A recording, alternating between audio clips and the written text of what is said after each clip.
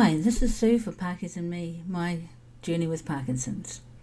So I've titled this particular podcast, Know Me Not for Parkinson's. And the reason for that will soon become clear. I've just been soaking my weary bones in my spa pool, and while I was there I put some music on and was just lying there chilling, enjoying the moment in time where I was relaxing and soothing all my aging aches and pains. And one of the people that I happened to end up listening to was Linda Ronstadt. Now, Linda Ronstadt has a beautiful voice, and I haven't actually listened to her for quite a long time, and I was enjoying listening to her singing some of her lovely songs. And then the thought occurred to me,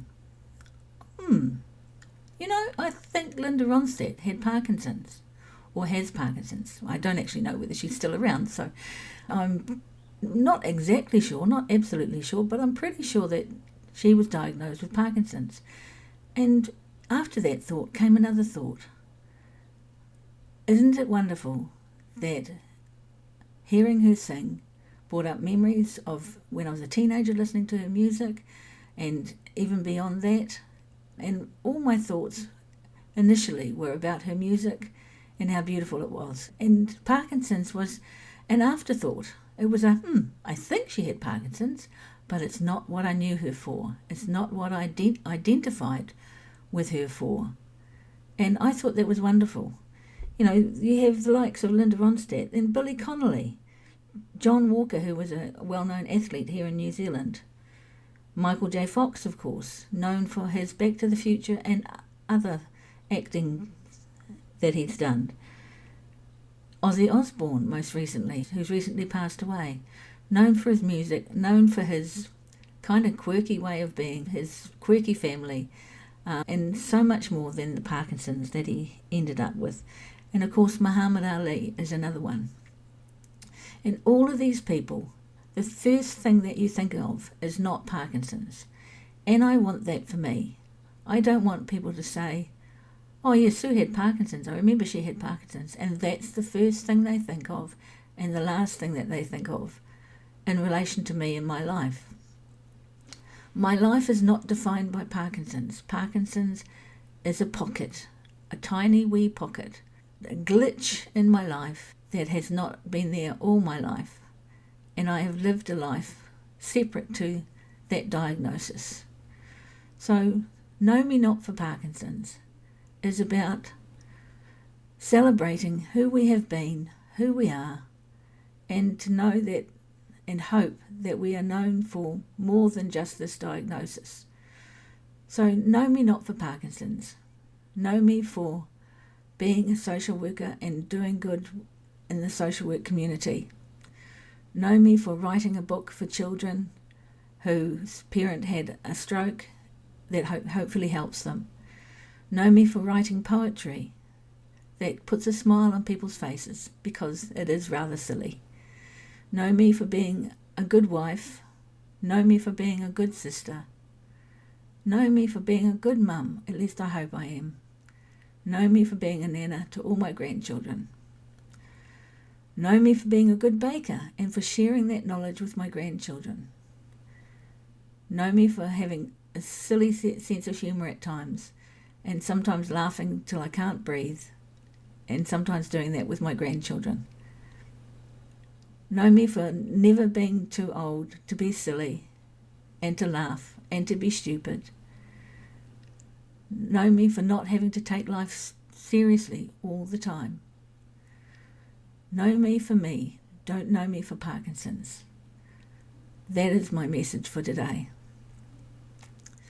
There is so much more to all of us that have this condition that I would hope when our time comes, when people speak of us, they speak of everything else that we have been. And I would be quite happy if nobody ever mentioned this condition at the time of my passing. I do not want it to be the last thing that people think of me. I want them to remember me for all that I have been outside of that diagnosis. That is very important. I'm sure when I think of Billy Connolly, I think of his stand-up, his irreverence, the laughter that he brought to the world. and his Parkinson's hardly even registers. Think of Linda Ronstadt and her beautiful music. I think of Michael J. Fox and all the good that he's done for Parkinson's. So he may sneak up there and have a bit more recognition of his condition because he's been so public about it. But also remember all the good that he did in his life, all the enjoyable movies that he brought to us, and for much more, for being a husband, a father, and I'm sure much more to his loving family. Now, Ozzy Osbourne is one that I have not known much about his music or his life. I know he has had a TV program, sort of fly on the wall, what do they call it? Anyway, where you're invited into Ozzy's home and you see his quirky family, and there's his music, and you think about him as much more than his diagnosis. Muhammad Ali, a great boxer, and he was known for his wit, his cheekiness, his loud, brash, strutting kind of pose, and for the phrase, float like a butterfly, sting like a bee. I always remember that about him. And my dad used to like Muhammad Ali. And again, he had, as an afterthought, he had Parkinson's. But it was not all that defined him. So, when you remember me, remember everything else. Think of me for the joy I gave with my poetry, the laughter with my grandchildren,